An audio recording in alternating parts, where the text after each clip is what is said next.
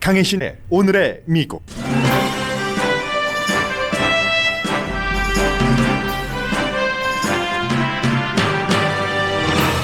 바이든 대통령과 공화당 상원 의원들의 경기부양책 합의하기 위한 첫 번째 미팅은 실패했습니다. 민주당이 예산 결의안을 통해 공화당 동의 없이 경기부양책을 통과시킬 태세입니다. 바이든 대통령은 전 행정부의 가족분리 이민 정책이나 공적 지원금을 받은 사람의 영주권 규제 등을 뒤집는 행정명령에 오늘 서명할 예정입니다. 트럼프 전 대통령이 국가기밀 정보 접근 권한에 대해서 접근 권한을 받지 못할 케이스도 생길 것 같습니다. 탄핵 법률 비용은 대선 이후 트럼프 대통령 지지자들이 보낸 기금으로 쓰여집니다. 변호사 교체 이유가 변호 비용이었다는 것은 탄핵 재판에도 영향을 미칠 수 있다고 헌법학자들이 경고합니다. 공화당 상원 원내대표가 거짓과 음모론을 퍼뜨리는 공화당 초선 하원 의원이 공화당에는 암이라고 지적했습니다. 그러자 그 초선 하원 의원은 약한 공화당이 공화당의 암이라고 답했습니다. 백신을 거부하는 사람도 있지만 백신 수요를 공급이 따라가지 못하면서 부자가 전세기를 타고 백신 접종 새치기 하는 게 세계의 빅뉴스입니다. 반면 바이러스 시기에도 사순절 전날은 형형색색 장식과 함께 기억됩니다. 미국의 국제관계 재정립도 시작됐습니다. 카멜라 해리스 부통령이 캐나다 총리와의 전화통화에서 미국과 캐나다의 무역관계 등에 대해 논의했습니다. 미얀마 쿠데타 당시 군이 의사당에 진입하는 역사를 한 에어로빅 강사가 비의도적 비디오 라이브 스트리밍으로 세계에 실시간으로 알린 게 큰 화제입니다. 여러분 안녕하십니까? 오늘의 미국 강혜신입니다. 아마 오늘 오후쯤이 되면은 바이든 현 대통령이 이민 정책에 관해서 여러 가지 서명한 행정명령이죠. 그게 이제 탑 뉴스가 될 겁니다. 먼저 그 내용을 전해드리기 전에 어제 공화당 의원들, 상원의원 10명과 바이든 대통령이 지금 코로나 바이러스 사태로 생긴 경기의 불안정함을 어떻게 막을 수 있는가, 이런 때는 연방정부가 돈을 좀 직접적으로 간접적으로 사람들에게 지원하는 것이다 해서 마련된 경기부양책 액수를 가지고 2시간을 서로 면담을 했습니다. 수잔 콜린스가 이제 공화당 상원 대표의 대표였고, 그 밖에 리자 머코스키, 또 밋 롬니 의원 등이 카멜라 해리스 부통령도 함께 집무실에서 이제 바이든 대통령과 회담을 했는데 2시간은 예정 시간보다 훨씬 길었던 것이고요. 회담이 끝나고 나서 공화당이 깜깜해졌습니다. 이미 백악관 밖에서 공동으로 10명이 쭉 서서 기자회견을 하는 것을 들어보니까 굉장히 좋았다는 얘기예요. 공화당은 수잔 콜린스 대표가 솔직하고 효율적이었다. excellent라는 단어도 썼고요. 굉장히 유용했다. very useful이라는 단어도 썼습니다. 그런데 헤드라인에서 말씀드린 것처럼 돈의 액수 차이가 너무 크기 때문에 합의하는 데는 실패를 한 것은 분명하죠. 이쪽에서는 1조 9천억 달러를 하자고 하는데 이쪽에서는 3분의 1에도 미치지 못하는 6천 얼마 달러 이런 정도밖에 안 되기 때문에 6,100억 달러 정도인가요? 그래서 이제 안 되는 겁니다. 며칠 전부터 하원이 지금 민주당이 다수당이고 상원도 민주당이 부통령 표를까지 합쳐서는 다수당이 됐기 때문에 1974년도에 만들어진 법이 있습니다. 예산에 관한 조정안 이런 법이거든요. 그게 전에 사용됐었던 적도 있고, 그럴 경우에는 지금 바이든 대통령이 제안을 한 1조 9천억 달러 규모의 경기 부양책을 올해의 예산안으로 집어넣어서 약간의 편법일 수도 있죠. 그렇게 해서 집행하는 것을 민주당이 하원과 상원이 다수당이기 때문에 가능해졌다는 얘기입니다. 그리고 이미 이 다수당의 대표인 낸시 펠로시와 척 슈머가 그 부분에 대해서 합의를 했습니다. 며칠 전부터 지금 그렇게 얘기가 나왔죠. 그래서 복잡한 여러 가지 과정이 있는데 상원에서 쉬운 한 표가 있으면 됩니다.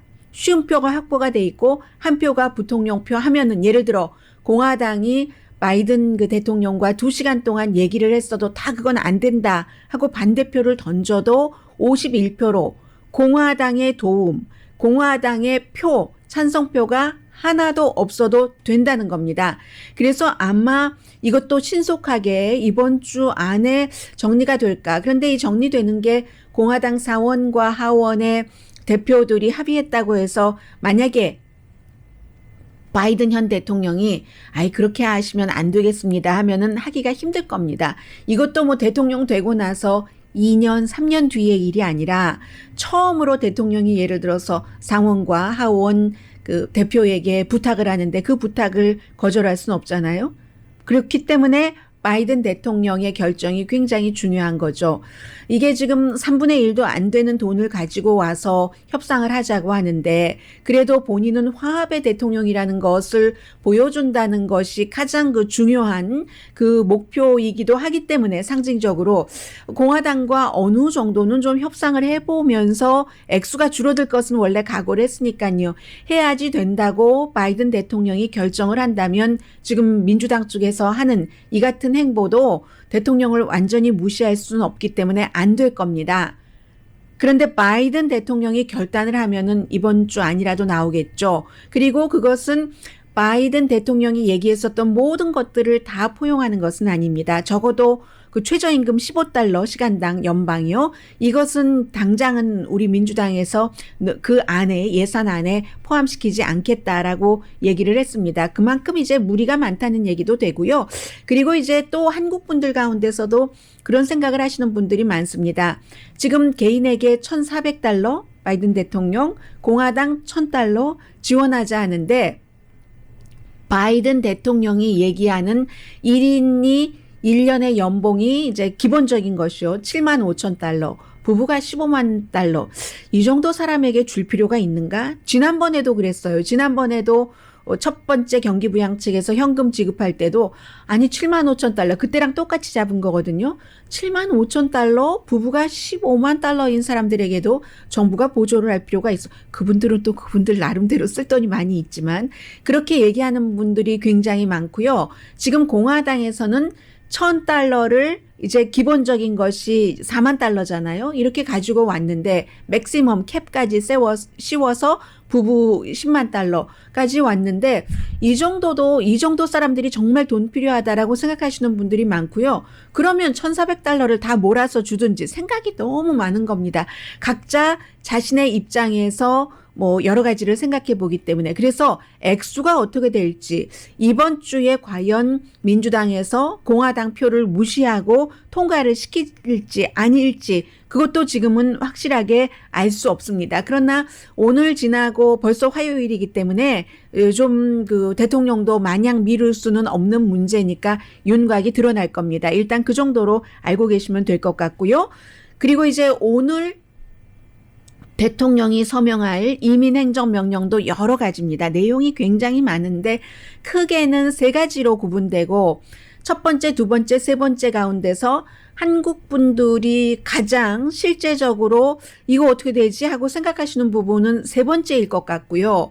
미국이나 세계에서 지금 바이든 그 현 대통령의 이민에 관한 행정명령에서 가장 중요하다라고 생각하는 것은 첫 번째일 겁니다. 가족 분리, 이민 정책에 따라서 부모와 어린 아이들이 떨어졌었던 그 가족 분리에 의해서 가족이 분리가 된 케이스가 뭐 5,500 케이스가 넘고요. 그 가운데서 아이들이 도대체 부모와 아이들이 서로 주소를 알 수 없는 부모의 주소가 파악되지 않는 그런 케이스가 500 케이스에서 한 600 케이스 정도는 된다고 하잖아요. 그 아이들을 어떻게 부모를 찾아줄 것인가 이것이 첫 번째 행정명령입니다. 그러기 위해서 정부의 여러 부처들이 뭐 아이들을 구류하고 있는 부처, 아이들의 건강을 책임지고 등등 해서 다 정부의 부처가 합동으로 일을 해야지 되고요. 그러기 위해서는 제일 총괄을 할 수 있는 특별전담반을 만들어야지 됩니다. 그 특별전담반에 국토안보부가 맨 위에 있을 것 같고요. 그러니까 국토안보부 장관이 총책임자가 될 텐데 그래서 신원 파악부터 이제 아이들이건 어른들이건 하고 나서 전체적인 상황, 진척 상황도 대통령에게 정규적으로 보고를 한다라고 돼 있고 이것도 굉장히 어려워요. 어떤 부모님은 그래 이미 떨어졌지만 나는 차라리 나 찾아서 데리고 가라고 한다면 그런 위험이 있다면 우리 아이를 거기에 두겠어. 이 나라에는 이미 이제 쫓겨난 부모의 경우요. 도저히 이 나라에서 우리 아이의 장래 없이 키우느니 그냥 부모 없이 엄마 아빠가 해주는 것도 없는데 그냥 미국에서 살아라 하는 부모도 있기 때문에 그 케이스까지를 해서 굉장히 파악하기도 힘들고 그 전에는 행정부에서 이제 성의 없이 일 처리를 했다던가 하기 때문에 부모와 어린 아이들이 지금 떨어져 있는 이게 가장 중요한 거고요. 두 번째는 이민의 근본 문제라고도 할 수 있는 난민 지금 남미에서 오는 사람들 이 문제 특히 이제 꼭 멕시코에서 대기를 해야 되는가 그것입니다. 그전에는 이제 미국에서 재판 받으면서 지내면서 이렇게 하기로 했었죠. 이제 그 문제가 있고 세 번째가 이민 시스템에 대한 확신이라고도 할 수 있는데 한국 분들도 여기에 해당되시는 분들이 계시고 관심이 많은 부분입니다.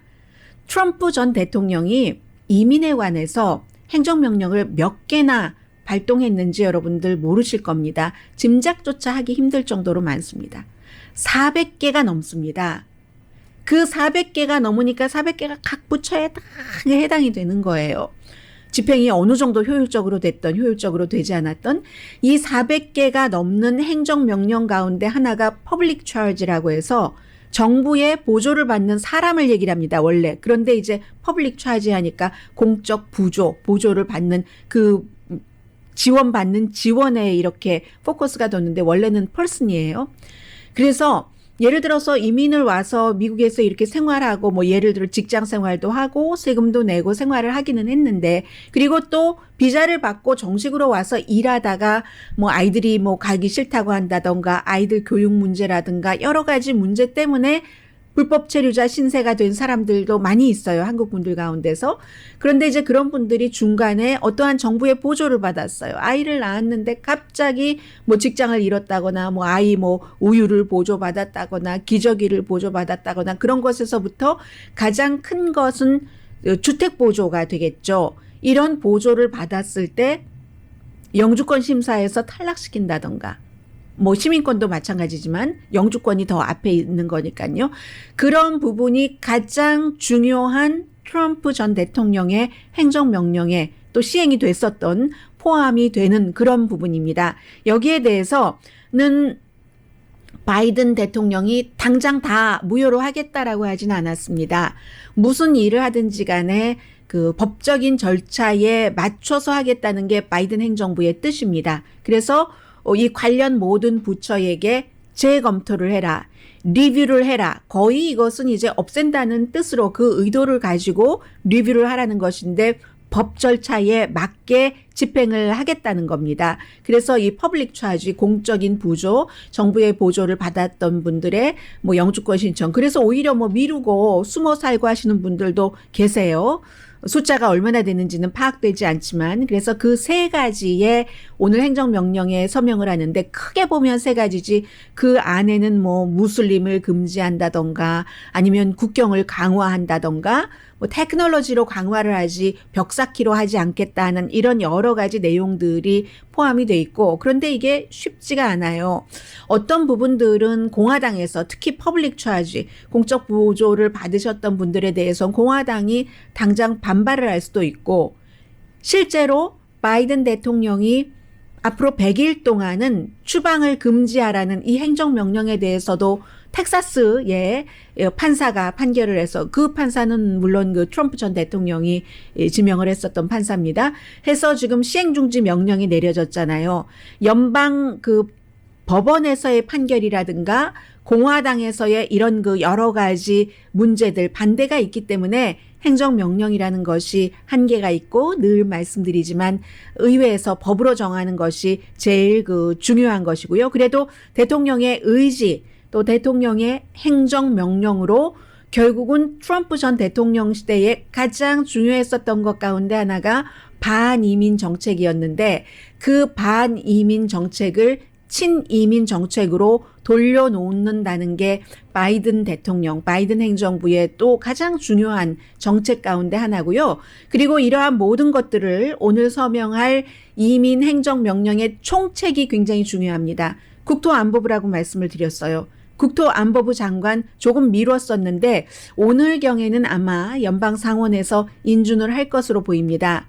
이 국토안보부 장관이 미국에서 최초의 라티노 이런 그 국토안보부 장관이 되는데 알레한드로 마요카스 이분이요. 그리고 이민자고 물론 이민 왔었을 때는 말도 못했을 때였습니다. 1959년 태생이에요. 쿠바 하바나에서 태어났는데 이분의 아버지가 이제 혁명 때문에 쿠바 혁명 때문에 미국으로 난민으로 온 겁니다. 쿠바 혁명 때 혁명이 나자마자 1959년도 11월인가 태어났는데 1960년에 왔으니까 한 살도 되기 전에 미국으로 온 거잖아요. 처음에는 쿠바 난민이니까 플로리다주에 살다가 로스앤젤레스로 왔는데 쿠바 혁명, 카스트로 그때의 미국으로 올 수 있었던 사람은 공산국가, 사회주의 국가에서 다 부자잖아요. 지주이거나 아니면 제조업을 해서 돈을 많이 버는 사람들이었거나 바로 이 국토안보부 장관 지명자 알레한드로 마요카스의 아버지는 어떻게 말씀드려야 되나요? 강철울, 수세미라고 말씀드리면 되겠네요. 우리 설거지 할 때 수세미 같은 것. 그런 게 스틸은 스틸이지만 그런 것을 만드는 회사의 사장이었습니다.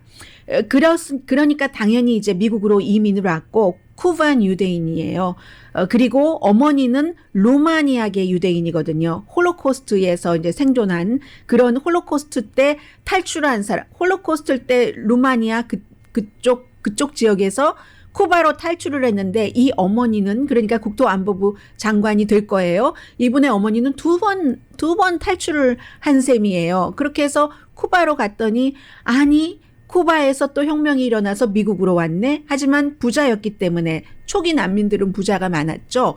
이제 플로리다주에 조금 있다가 로스앤젤레스로 왔습니다. 로스앤젤레스에 와서 부자니까 베버리힐스에서 살았어요. 베버리힐 하이도 졸업을 했고요. 그리고 로욜라 법대를 졸업한 사람이거든요. 그렇기 때문에 이 이민 행정 명령에 관한 조금 이민자에게 좋게 만들어진 행정 명령에 관한 총 책임자가 본인 자신이 이 난민 출신인 부모와 함께 미국으로 난민 상태로 이민으로 온 사람이라는 것, 라티노라는 것, 이런 것들이 굉장히 미국에선 상징이 되고요. 또 어떠한 의미도 되리라고 보여집니다.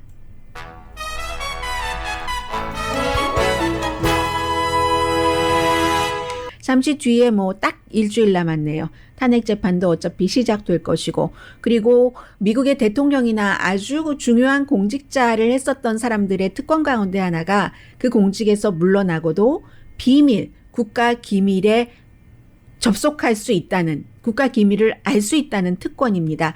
그 특권을 트럼프 전 대통령은 어쩌면 갖지 못하게 될 확률도 아주 높고요. 그리고 이 공화당은 분열이 정말 심각합니다. 이제 드디어 하원 의원에 관한 말을 공화당의 상원 원내대표가 저초선 의원 암이라니까 이렇게 얘기를 했어요. 잠시 뒤에 전해드립니다. 라디오 서울 방송 오늘의 미국 듣고 계십니다. 네, 지금 실시간 그 방송을 보고 계시는 분들께서 어떤 분이 바이든 대통령과 공화당 상원 의원들의 미팅이 엑셀런트 했다면서 뭐가 그렇게 좋았다는 거야? 라고 말씀을 하시는데 글쎄요. 아마 이런 것 아니었을까요? 대화가 우선 된다. 들으려는 자세가 된다. 이런 서로 공화당 의원들이 기자회견에서 한 것이니까 그리고 또 편안한 사람이잖아요. 본인들과 같이 상원에서 의정 활동을 했었던 사람 밀 럼니를 빼고는 아마 그 자리에 간 사람들이 거의 그랬을 겁니다. 초선 의원이 없으니까는요. 나이 든 중진 의원들이 많았으니까. 전에 트럼프 전 대통령이 대통령 선거를 치르기 1년도 더 넘게 낸시 펠로시 하원 의장이라든가 민주당과 만나지 않았었습니다. 그리고 거의 마지막으로 만났을 때 그 패러디가 많이 나왔었잖아요. 낸시 펠로시 뭐 하원 의장이 어린아이 다루는 엄마인 것처럼 내가 했었어야지만 됐다. 뭐 이런 얘기. 그런 부분이 없이 이제 어덜트끼리의 대화, 물론 의견 차이는 있지만 그리고 공화당 의원들도 이 바이든 대통령도 한술에 배부르지 않을 것이라는 것을 알았을 겁니다. 대통령의 특권, 전 대통령의 특권, 현 대통령보다는 보고를 덜 받지만 지금 세계가 어떻게 돌아가고 있는가, 미국의 위험 요소가 무엇인가 하는 국가 기밀에 대해서 접근을 할 수 있는 권한이 있습니다.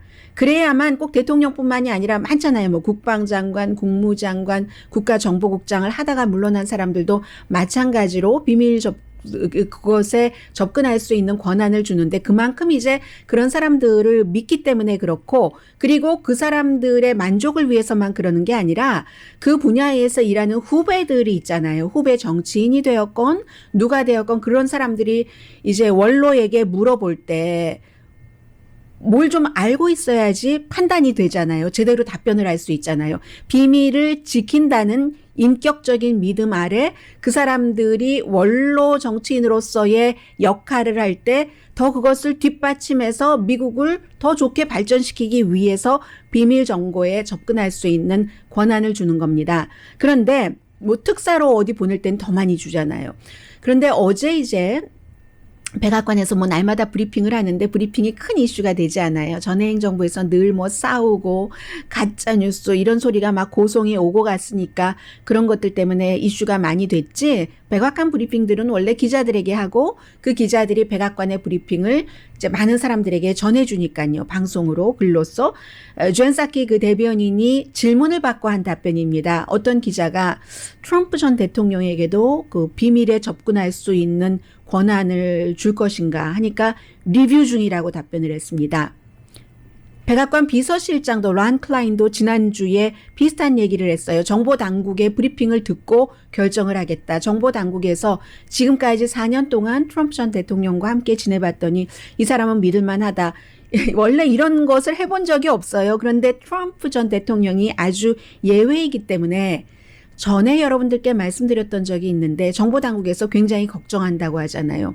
뭐 참지 못하는 것도 있지만 비밀을 지키지 못한다는 거. 심지어는 외국정보원이 될 수도 있다. 이것은 이제 돈 주고 팔 수도 있다는 얘기잖아요. 자제가 안 되고 이런 걱정들을 하는 사람들이 많이 있기 때문에 어떻게 될지 모르겠다 하고, 또 뭐 최종적으로 바이든 그 대통령의 결심이 중요할 텐데 아담 쉬프 민주당의 하원의 정보위원장입니다. 지난주에 바이든 대통령에게 전화를 걸어서 트럼프 전 대통령은 본인은 정보 관련이니까 정보에 관한 얘기만 했습니다. 비밀 정보를 접근을 했을 때, 갖게 됐을 때 믿을만하지 못하다, 새어나가지 않도록 하는, 절대로 믿을만하지 못하다라고 얘기를 했고, 워싱턴 포스트를 보면 굉장히 흥미로운 오피니언이 있거든요. 수잔 고든. 이 사람이 누구냐면은 2017년부터 2019년까지 트럼프 행정부에서 국가정보국의 제1 부국장이 여러 명이에요. 제1 부국장을 했었던 사람입니다. 트럼프 전 대통령은 국가 비밀 정보에 대해서 대통령 자리에서 물러난 뒤에 알 필요가 없다. 컷하라고 CUT라는 단어의 표현을 썼습니다. 그래서 어떻게 될지 모르겠어요. 그리고 이제 트럼프 전 대통령은 오늘 그 민주당 하원이 발표하기로는 의사당 난입 사건에 큰 책임이 있다는 뭐 여러 가지 증거를 통해서, 엊그제 그 뉴욕타임스의 기사는 굉장히 많은 이메일과 비디오와 증거 등등을 제시를 하면서 긴 내용의 기사로 트럼프 전 대통령이 말하자면 주모자다 뭐 이런 형태로 보도를 했거든요. 책임이 있다는 거예요. 하원에서는 9명 탄핵 책임자죠. 그런 얘기를 했는데, 지금 트럼프 전 대통령은 돈에 많이 신경을 쓴다는 게 엊그제 보도를 해드렸고, 이제는 해외 언론에서도 많이 보도를 하는데, 변호사를 5명에서 2명으로 바꿨고 교체를 할 때 서로 이제 그 법적인 대응 전략이 다르다 해서 이 헌법과 법에 따라서 뭐 예를 들어서 뭐 물러난 대통령인데 뭐 등등 그런 것으로 하려고 변호팀이 했으면 트럼프 전 대통령 그 부정선거라는 것에 포커스를 맞추라는 거예요. 그런데 전에 그 물러나는 사임한 그 버치 바워 그 변호사 같은 경우는 그럴 수 없다고, 그럴 수 없는 것이 또 사실이기도 해요. 왜냐하면 트럼프 전 대통령의 변호팀이 60케이스가 넘는 케이스를 연방 법원에서 다 졌는데 부정선거 케이스 관련 그 왜 졌느냐면은 그 변호팀들이 언론과 사람들에게 얘기하는 증거라고 하는 것을 법원에 못 가져갔기 때문에 그렇습니다. 법원에 가져가면 본인이 감옥에 가고 감옥에 가는 것뿐만이 아니라 변호사 자격증도 거의 박탈하거든요. 그러면 이런 그 보워라는 변호사도 5명 팀이 같이 일을 하기로 했는데 이 사람들이 유명한 사람들인데 변호사 자격증을 박탈하면서까지 부정선거였다라고 할 수가 없잖아요. 그것이 있고 또 하나는 돈이 더 컸다는 얘기입니다. 트럼프 전 대통령에게는 오늘 가디언이 자세히 보도를 했는데 처음에는 이 변호사가 대통령하고 전화할 때 수임료를 뭐 며칠 되지도 않고 하니까요. 25만 달러다 했대요. 트럼프 대통령, 전 대통령 지금 부정선거다 하면서 거둔 돈이 뭐 3억 달러가 넘고 그 3억 달러 가운데서 1억 7천만 달러는 분명히 변호사 비용으로도 쓸 수 있는 돈이거든요. 그 돈이 뭐 쓸 수 있는 이 또 여러 가지 그 용도가 있어요. 1억 7천만 달러를 지지자들이 준 돈을 지금 갖고 있어요. 그러니까 뭐 25만 달러 오케이 했대요. 그런데 이 변호사가 그 딱 자신의 그 변호 비용뿐만이 아니라 다른 변호사도 있고 추가로 들어가는 비용들이 있잖아요. 알고 보니까 300만 달러가 들어간다는 거예요. 300만 달러 너무 비싸 하면서 전화를 또 해서 100만 달러로 깎자 했대요. 그랬더니 이 변호사가 지금 부정선거라는 그 안건도 그렇고 변호 그 수임료도 그렇고 트럼프 대통령 주장은 식은 죽 먹기 아니야. 지금 45명의 공화당의 상원 의원이 이거 그 탄핵에 찬성 안 할 것 같은데 식은 죽 먹기 하고 300만 달러 너무 비싸지 않아? 100만 달러로 하지 뭐 이렇게 됐던 거예요. 그런데 이런 문제가 지금 2명 변호사는 한 명은 빌 커스비 그리고 또 다른 사람은 많은 그 마피아 뭐 그리고 제프리 앱스틴 감옥에서 숨진 어린아이들 성추행에서 오랜 동안 여러 가지 연관으로 가려졌다가 나중에 결국은 가려지지 못하고 체포돼서 수감됐다가 뭐 자살한 것으로 알려진 그 제프리 앱스틴과의 변호를 맡으려고 했었던 그런 그 변호사 이제 2사람이거든요. 그런데 이 2사람 다 헌법 전문가가 아니라는 겁니다. 헌법 전문가 가운데서도 트럼프 전 대통령 지지하는 사람들이 있어요. 팍스에 나오는 사람들도 있잖아요. 또 케네스 스타 같은 경우도 공화당이니까 빌 클린턴, 모니카 루윈스키 사건 변호했었던 뭐 여러 사람들이 있는데 그런 사람들은 이 케이스를 트럼프 전 대통령의 전략으로 맡으려고 하지 않죠. 본인들 명예가 완전히 훼손되니까. 그렇기 때문에 이게 이제 부정선거다라고 주장을 하면은 변호사 자격증이 박탈당하고 그리고 또 부정선거라고 주장하는 것을 이 2명의 나중에 맡기로 한 변호인들이 오케이 했다면 헌법학자들이 경고하는 게 이겁니다. 공화당은 또 문제다. 부정선거가 아닌 것은 연방 대법원에서도 여러 번 판결로서 알렸는데 결국은 그런 전략으로 이게 부정선거가 아니었고 그렇게 해서 의사당까지 가게 된 것이다라고 하면은 공화당이 당 자체에서 상원 의원들이 부정선거가 아니었다고 도장을 찍어주는 것이다. 공화당이 어디로 가는 것이냐 하는 것이 헌법학자들이 지금 주장을 하는 그런 점입니다. 그리고 제출해야지 될 서류들이 있어요. 제출했는지 모르겠네요. 지금 오늘 로스앤젤레스 시간으로 9시, 동부 시간으로 12시까지 트럼프 전 대통령 변호인 측이 제출하기로 했는데 제가 새벽에 일을 준비할 때 그때까지는 안 됐거든요. 아무튼 그런 문제가 있고요. 그리고 또 이번에는 미치 매코넬 공화당 상원 원내대표가 이름을 말하진 않았습니다. 그러나 오늘의 미국에서 여러 번 자세히 여러분들께 전해드렸어요. 조지아주의 14지구의 마조리 테일러 그린 의원, 연방 공화당 초선 하원 의원을 가리켜서 거짓말도 그냥 거짓말이 아니에요. 앞에 형용사가 붙어요. 정말 미치광이와 같은 미친 거짓말과 음모론이 공화당 그런 것을 퍼뜨리는 것이 또 공화당의 암이다. 미국 전체에도 암이다 라고 얘기를 했습니다. 그러면서 이 상원 원내대표가 아니 911이 가짜라고 얘기하는 사람이 어떻게 공화당의 정치인일 수가 있는가. 학교 총격 사건이 연출된 거다. 그런 일은 일어나지 않았다. 본인이 총을 너무 좋아하거든요. 이 총을 뺏으려고 하는 그런 것. 그리고 뭐 바이든 그 대통령이 되면 성경책을 다 없애버린다던가.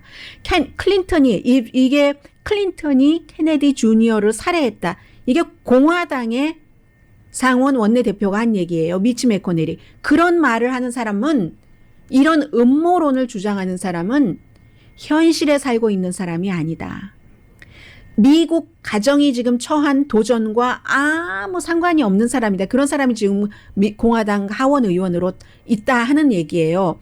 미국 도전과 아무런 상관이 없는 음모론, 토론할 가치조차 없는 음모론을 퍼뜨리는 사람이다 하고 강력히 규탄을 했습니다. 이 암이 암을 퍼뜨리고 있다라고 얘기를 했어요.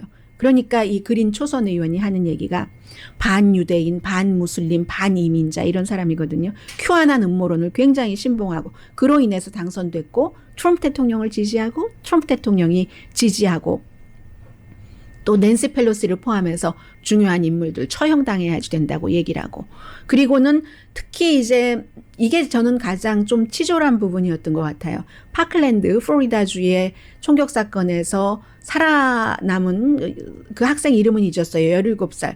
그 학생이 그 나중에 이제 총기 규제의 운동가가 됐잖아요. 그 17살일 때 그 당시에 그 학생에게 막 본인이 이제 총을 좋아하니까 막 뭐라고 해요. 답하라고. 공개 답하라고. 그러니까 그 청년이 이런 일에 공개 답하다가는 청년의 얘기가, 이분은 지금 46살이거든요. 그린 의원은. 청년이 자기 나이 2배도 더 되는 그런 사람이 그렇게 얘기하는 거에 답하다간 정말 진흙탕 삿밭 싸움 되겠다면서 답을 안 했어요. 답을 안 했더니 제가 가장 인상적이었던 것은 나쁜 방향으로 용기 없다고, 제 17살짜리에 용기가 없다고 이렇게 얘기를 한 사람이 마조리 테일러 그린이라는 사람입니다. 그러니까 민주당이 굉장히 성나서 사임을 하게 해라, 공화당은 하던가 아니면 우리 그 소위원회에서라도 쫓겨내겠다. 노동, 교육, 그리고 또 하나인데요. 노동, 교육, 뭐 또 하나의 그 의원이거든요. 민주당은 72시간을 줬어요. 노동, 교육, 예산위원회군요. 제법 좋은 데 들어갔네요. 초선인데도. 그러니까 72시간 공화당이 알아서 해라. 아니면 우리가 이 위원회에서, 소위원회에서 우리는 안 받겠다. 이라고 얘기를 했어요. 딱 지명을 했는데요. 그 케빈 맥카티가 지금 문제인 거죠. 이제는 하원의 대표지만 이 마조리 테일러 그린을 약간 싸고 도는 것 같은 느낌까지도 갈 수도 있어요. 아무런 제재를 하지 않으면. 왜냐하면 지난번 여름부터 계속 예비선거 전부터 저 사람은 너무 위험한 사람이야. 앞에 미치 매코넬 상원 대표가, 공화당 대표가 얘기를 한 것처럼 그런 말을 하는 사람이 어떻게 현실 세계에 사는 사람이야. 판타지에 사는, 음모론을 붙들고 사는 사람이지 라고 얘기를 했는데도 그 당시 판단이 그렇게 쌈꾼이 필요해, 쌈딱이 필요해, 전투사가 필요해 하면서 그냥 묵인을 했었던 거거든요. 같은 공화당이라도 리즈 체니는 굉장히 반대를 했었습니다. 그래서 지금 케빈 맥카티가 굉장히 부담이 있을 것 같고요. 그런 정도의 문제가 있습니다. 그리고 잠시 뒤에 또 다른 그 중요한 문제들 전해드릴까요? 특히 코로나 바이러스와 관련을 해서 이제 이 시간이 길어지다 보니까 코로나 바이러스 어떻게 됐나? 백신은 어떻게 됐나? 여기서 점점 인간사로 쭉 그 연결이 되거든요. 우리가 코로나 바이러스와 같이 살아가는데 어떻게 살아가야 되는가? 어떤 일들이 그로 인해서 바뀌었지? 하는 일들이 미국과 세계에서 무척 많이 일어나고 있습니다. 잠시 뒤에 전해드립니다.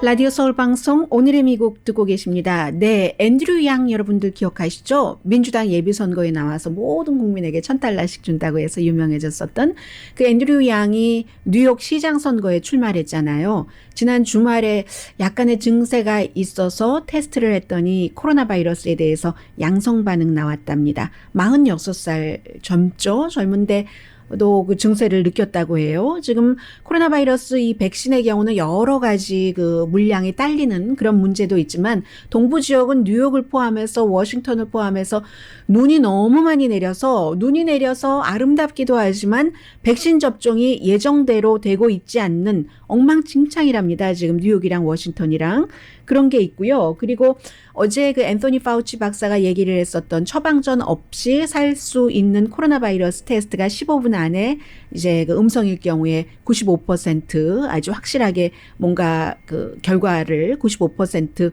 확신을 준다 하는 그런 것에 대해서 연방 정부가 850만 개를 일단 구입을 한다고 하고요. 그리고 그 스푸트닉 백신 그 러시아가 그 자랑하는 그 우주의 그 스푸트닉 그 백신 이 백신이요. 효력이 처음에 저도 여러분들께 그렇게 보도를 해드렸어요. 8월 달에 러시아가 우리 그 백신이 92% 효력이 있어 라고 얘기할 때 사람들이 러시아가 하는 말 중국말을 어떻게 믿겠어 했는데 실제로 랜싯에 발표된 연구 논문입니다. 랜싯은 뭐 미국의 의학 잡지와 2대 양대 유럽 쪽에 정말 중요한 의학 잡지잖아요. 정말로 92% 효력이 나왔습니다. 한 2만 명을 대상으로 뭐 했었던 것이라고 하던데요.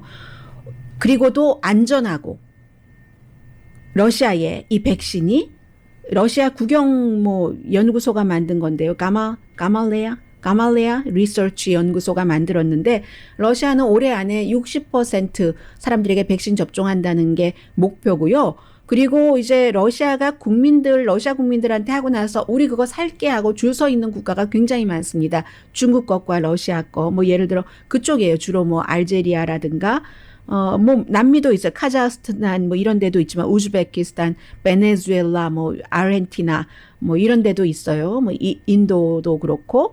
그래서 이제 다른 나라에도 이것이 갈 수 있는가 그 점에서 중요하고요. 미국에서는 그 마르디그라 프랑스 말로 하면 그렇게 되겠네요. 마르디그라 사순절 전날 오늘이 그 제2의 수요일 전에 화요일이잖아요. 이 축제가 있는데 그럴 때 정말 퍼레이드 많이 하죠. 요즘에 누가 퍼레이드를 해요. 그런데 인간의 창의성이라는 것은 정말 찬란해요. 사람들이 집을 너무 아름답게 정말 그 장식을 하는 거예요. 사육제 마지막 날.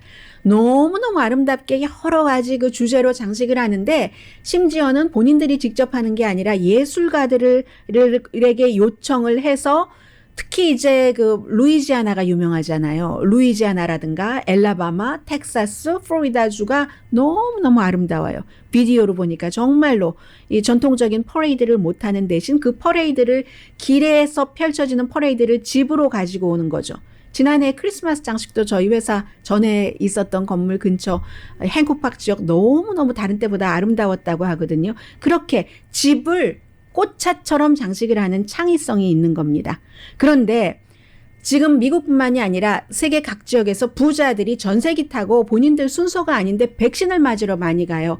이 케이스는 캐나다인데 캐나다에서 또 보니까 젊어요. 젊은 부부인데 카지노 부자고 와이프는 배우인데 이 두 사람이 캐나다에서 며칠 전에 전세기가 3대가 원주민 100명이 사는 화이트 리버 퍼스트 네이션 유콘 지역이에요.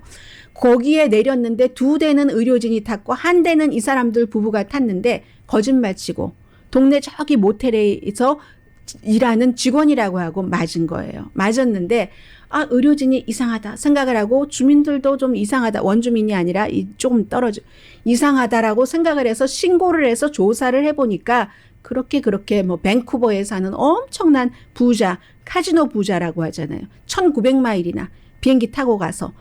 그런데 여기서 여러 가지를 보여주는데 캐나다도 100명밖에 안 됐고 아직 확진자도 없어요. 그런데 원주민을 보호해야 된다는 거죠. 그 유콘 지역에.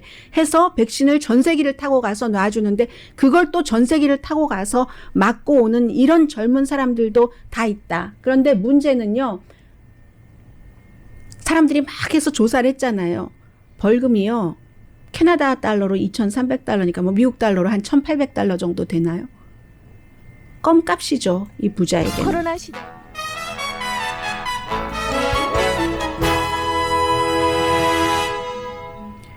라디오 서울 방송 오늘의 미국 듣고 계십니다. 네. 트럼프 전 대통령 변호팀이 그 주장하네요. 랜드 폴 켄터키주가 지역구인 연방 상원의원이 얘기를 했었던 것처럼 뭐 이미 대통령이 아닌데 무슨 탄핵 재판이야 하는 것을 포커스를 두는가 봅니다.